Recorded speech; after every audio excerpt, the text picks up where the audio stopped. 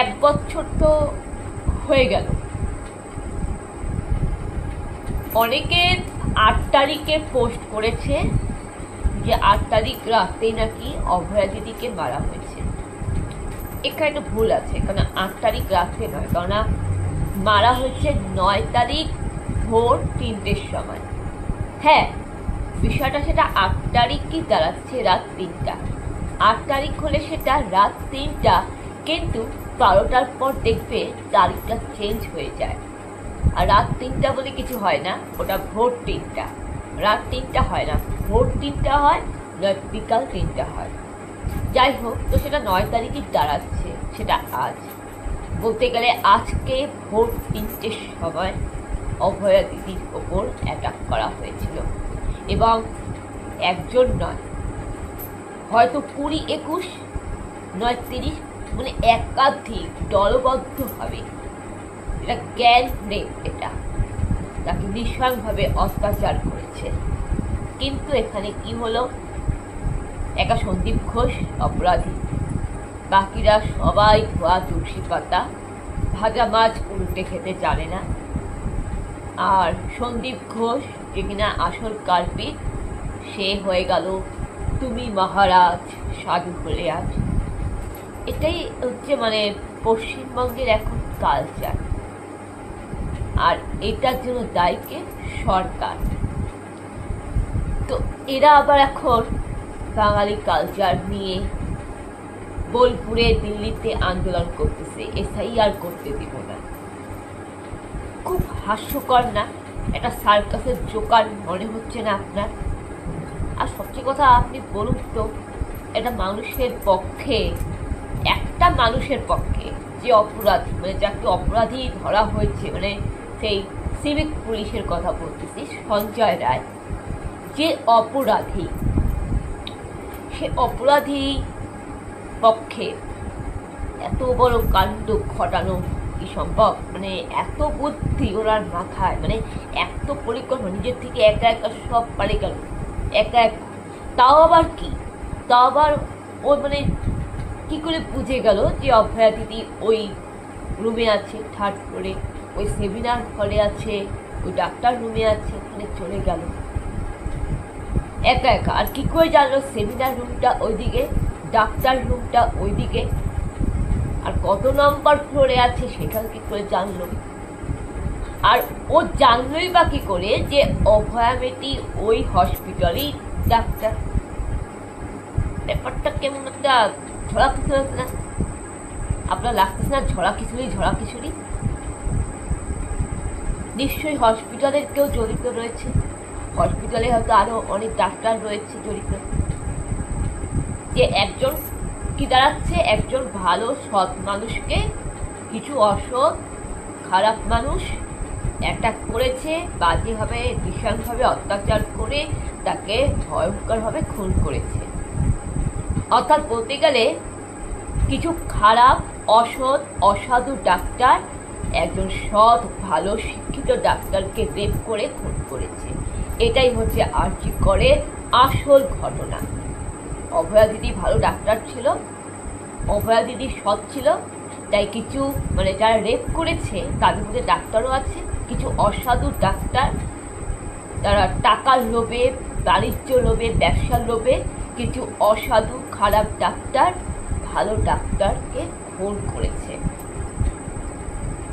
শুধু ডাক্তারকে খুন করেনি, একজন নারীকে খুন করেছে, মায়ের জাতের সম্মানহানি করেছে, মায়ের জাতকে অপমান করেছে, একজন নারীর সম্মানহানি করেছে। তো এটার জন্য তো আন্দোলন হলোই, প্রতিবাদ মিছিল হলোই, রাত দখল, প্রদীপ দখল, নবান্ন অভিযান, ডাক্তারদের অনশন, ধর্মঘট হলো। আবার অভয়া দিদির জন্মদিন ফেব্রুয়ারিতে ছিল, তখন ফ্লাওয়ার শো, সেই সময় তার জন্মদিনের উপলক্ষে সবাই ঘরে ঘরে ফুলের গাছ, চারা গাছ লাগানো, ফুলের বাগান, যেটা অভয়া দিদি খুব পছন্দ করতো, ফুলের বাগান। তো দেখতে দেখতে 1 বছর কেটে গেল, কিন্তু বিষয়টা কি হলো, অভয়া দিদি বিচার পেল না। 31 জন উকিল চলে গেল সুপ্রিম কোর্টে অভয়া দিদির বিরুদ্ধে। ভাবুন, 31 জন উকিল নির্যাতিত নারীর, অসহায় নারীর বিরুদ্ধে চলে গেল যাতে অভয়া বিচার না পায়। মানে টাকা টাকা এতটাই বড় হয়ে গেল যে কাউকে একটা বিচার দিতে পারে না, কাউকে একটা ন্যায় দিতে পারে না। এবং সেখানে কি দাঁড়াচ্ছে, সেখানে উল্টা সন্দীপ ঘোষ, তালা থানার ওসি, যে কিনা প্রমাণ লোপাট করছে। এই তো 14ই আগস্ট, এই 14ই আগস্ট সামনে, আবার রাত দখল নবান্ন অভিযানের ডাক আছে এই 14ই আগস্ট। কারণ ওই দিন কিছু অসাধু ব্যক্তি, কিছু খারাপ ব্যক্তি, যারা এই ধর্ষণ খুনের সাথে জড়িত, যারা ধর্ষণ খুনকে সমর্থন করেছে এবং করে, যারা নারীদের প্রতি অত্যাচার, নারীদের ওপর অন্যায় অনাচারে, যারা নারীদের ওপর সম্মানহানিতে যারা সমর্থন করে এবং যারা করেছে, তারা সেই অসাধু অপরাধী ব্যক্তি। এবং যারা এই মানে খারাপ নেতামন্ত্রীদের সাথে জড়িত, যারা দুর্নীতিবাজ অসাধু নেতামন্ত্রীদের সাথে জড়িত, তারা নেতামন্ত্রীদের যারা চামুন্ডারা মিলে আন্দোলনকারী, যারা অভয়া দিদির জন্য প্রার্থনা করত, প্রতিবাদ আন্দোলন করতে নেমেছিল, সেই আন্দোলনকারী দলের সাথে মিশে গেছিল 14ই আগস্টে, যাকে বলা হয় শস্যের মধ্যে ভূত। এবং কি করলো, সেমিনার হলটা, ডাক্তার রুমটা ভেঙে দিল, যাতে সবাই মানে টিভিতে নিউজ হয়ে যায় যে আন্দোলনকারীরা এই অন্যায় অনাচার মেনে নিতে পারেনি, বিক্ষোভ দেখাতে গিয়ে হসপিটাল ভাঙচুর করেছে কারা, আন্দোলনকারীরা। কিন্তু এখানে কিন্তু বেশ বিষয়টা কিন্তু অন্য। আসল ঘটনা হচ্ছে আন্দোলনকারীরা কিচ্ছু করেনি, করেছে কারা, করেছে হচ্ছে তারাই যারা অভয়া দিদিকে ধর্ষণ করেছে, খুন করেছে, অথবা যারা মদত দিয়েছে, যারা নেতামন্ত্রীদের যারা চামুন্ডারা, নেতামন্ত্রীরা যারা গুন্ডা পুষে রাখে, মাফিয়া পুষে রাখে, আর নয়তো নেতামন্ত্রী এটা দিয়ে করিয়েছে। এটাই হচ্ছে আসল সত্য, যাকে বলা হয় শস্যের মধ্যে।